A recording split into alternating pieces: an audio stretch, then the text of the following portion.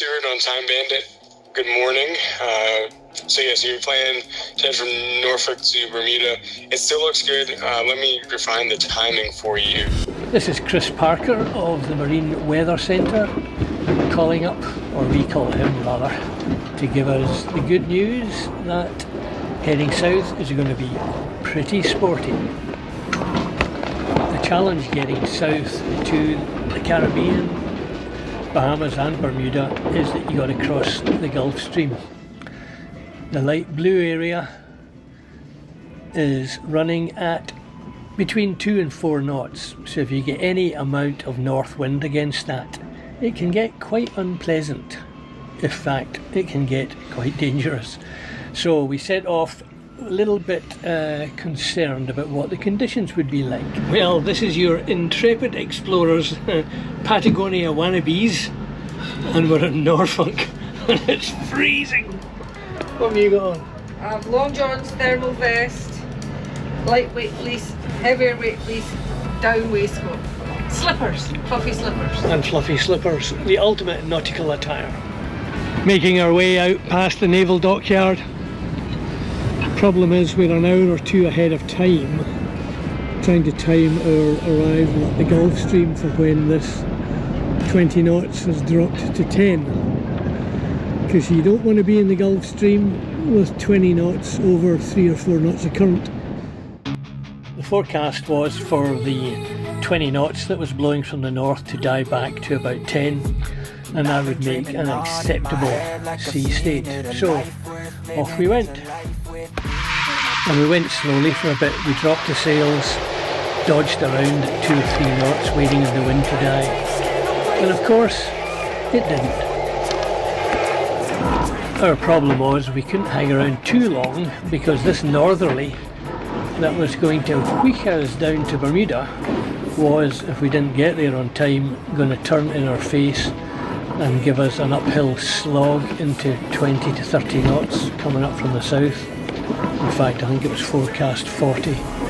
So we kind of bit the bullet in the end and headed out into the Gulf Stream, complete with 20 knots of wind, and on the whole, it actually wasn't too bad. Well, this is us going over the Gulf Stream, so we've got between 3 and 4 knots of current taking us further north on the course that we'd expected, but we're doing 11 knots over the ground, so that is not too bad. The waves are huge. And so this is our default bunk. The waves are coming from all directions.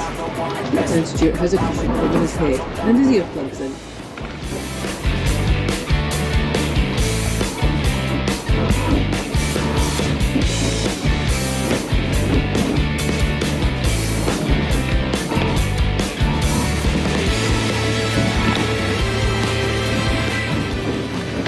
Only 3.5 hours, 3 hours more to go till we're out. We finally made it out the Gulf Stream, turned a bit more southeast and really got moving. Top speed for the trip 19.1 knots, and we were surfing all day, or all the days, 10 to 15 knots. Quite good fun actually. Just huge walls of water. Oh, and the boat drops down into them. Look at the size of that one coming. Look at the size of that. And we just ride up over it. And half the time we do come in. They are huge rollers. And the boat has done really well. I'd say I've done really well, but the boat has. So here we were, sailing along quietly. The wind had died, so I'd come out to shake out a reef. Anne was asleep.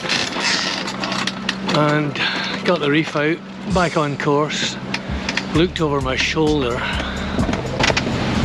Probably can't see it in the GoPro, but there looks like, well, there is a yacht there, but its genoa is in tatters.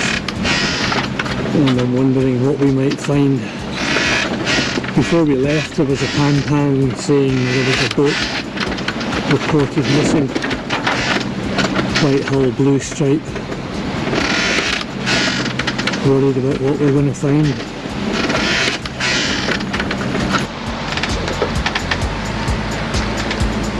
No signs of life so far, and that boat's been out here a long time. Or I guess just one big storm.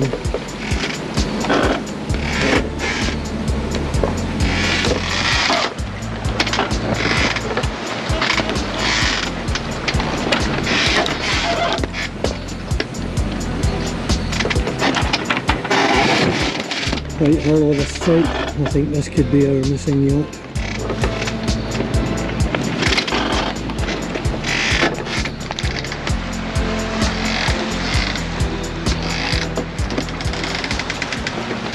There's somebody on board. We'll drop them in. We cannot communicate with this guy. He's either dazed, confused from having been out here. He's towing his boom, his anchor. Either doesn't speak English or just cannot talk. If we ask him for the VHF, he picks up a cell phone. We had an AIS 20 miles away, and we asked the ship to communicate with the US Coastguard that we'd found the yacht and could they come back to render assistance. So we'll see what happens. US Coastguard, US Coastguard, sailing vessel Time Bandit. Time Bandit from the 2001, go ahead. US Coastguard, this is sailing vessel Time Bandit. We are standing by casualty. I can give you our position. 35 degrees, 42.54 north, 70 degrees, 41.49 west. Over. He has us on our radar. They can keep us on VHF. We can't be that far away. Pumping it. Well, if we can talk to him, we must be close. Do we need to put up the orange thing? Orange. To stream so that they know which way the wind's blowing and all that rubbish? Or is that all old fashioned? Sure they can work that out. No, they're in a plane. It's not going to be a lot of bloody use. Unless they still drop somebody. Then we have two to rescue. 200 miles an hour. Alright. Yeah. So that exchange was with a US Coastguard plane, which is overhead somewhere. We had thought about drifting the dinghy down on him or drifting the life raft, but if the guy ends up in the water, we'd have a bigger problem. If I got in the dinghy to go down to him and something happened, we'd have an even bigger problem. So everyone is aboard and cushy right now, so see what the US Coast Guard resources can drum up. Our problem is there's a southeaster coming and we need to get into Bermuda before that hits in about 48 hours time, and we've got 379 miles to go. A piece of cake in this ship. This is one of these scenarios where you wonder how in the unfolding crisis some muppet's got the time to get his phone out and take movies. But the latest is the Coast Guard is winging around up there somewhere. Oh, there he is, Stuart.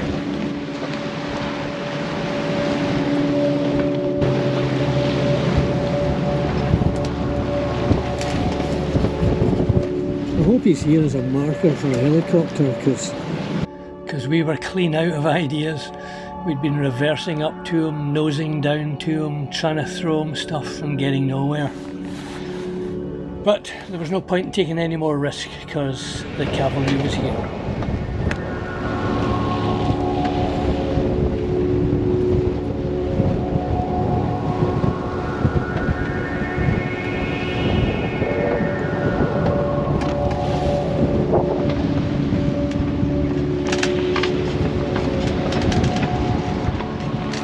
over the next couple of hours we actually were too busy to be filming movies.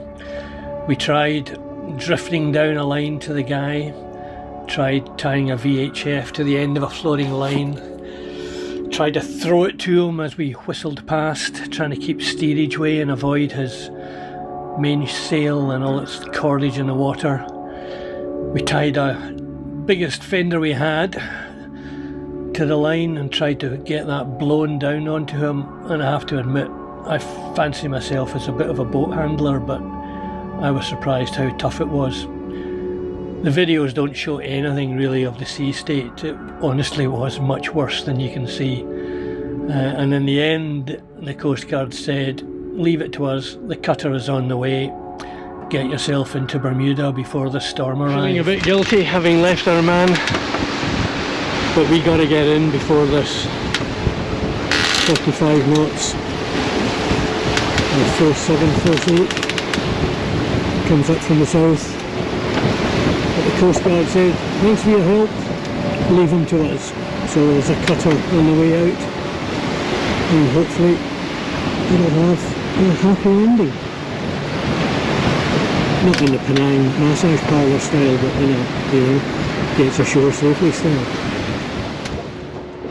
We spent 4 hours with our guy on Windward Passage, and with the weather coming in from the south, we got to get the hammer down. So it's blowing 30 knots now. Oh, that's not very good, but 17 point something's been our record. Whee!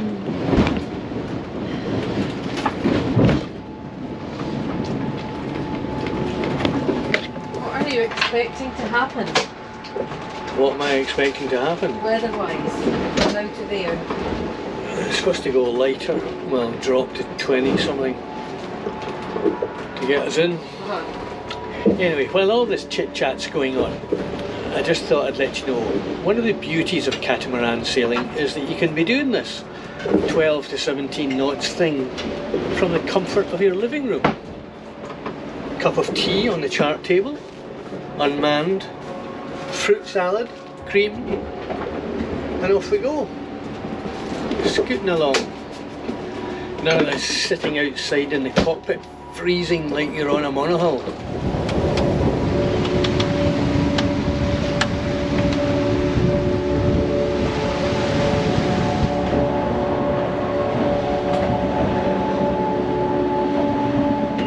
And look, long time since we've seen water this colour.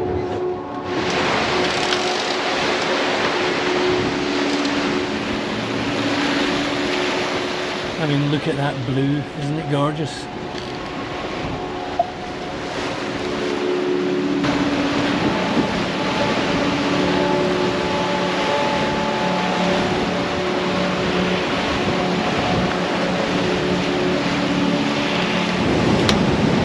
Oh, it's a kind of bleak looking day as 4 o'clock as the afternoon draws to a close. I think I'm going back inside, it's freezing.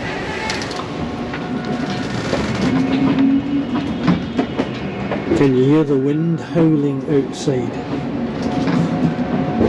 You have to wonder why we do this. Is it just us always blow 30 or 35 knots out in the ocean? Whatever happened to bumbling along in light, balmy, warm breezes? Well, good morning. Oh gosh. Biggest waves you've ever seen in your born days.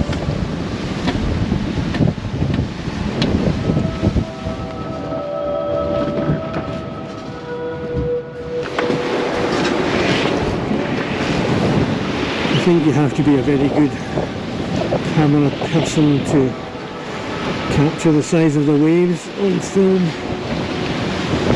But they're probably around 4 metres,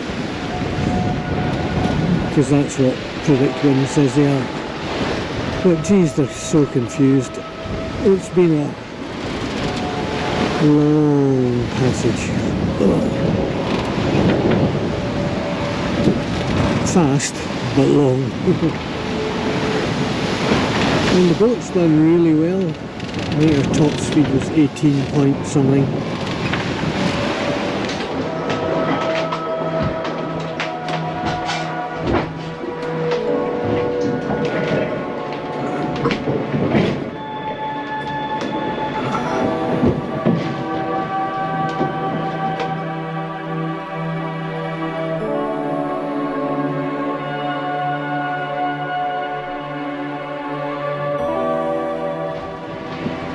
Dinner being served in 3 metre seas, 20 knots, and we're doing about 8. Life. Well, here we are, approaching Bermuda. It's been one heck of a journey. It only took less than 4 days, but 4 very hard days.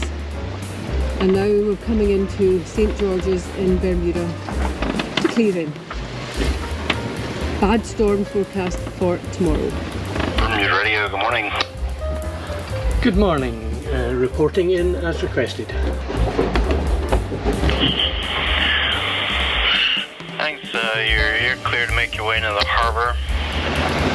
This is the town cut, the entry into St. George's Harbour. Woohoo! And was just looking at the numbers. 19.1 knots top speed, 41 knots wind speed. So it almost blows 40 knots. And then of course we've got an airlock on the port engine. So the first thing we do when we get in here is get the engine running again. Found out our impeller had failed and blocked the cooling system. No doubt while we were manoeuvring around the casualty, so I'm glad we didn't have an engine seizure while that was going on.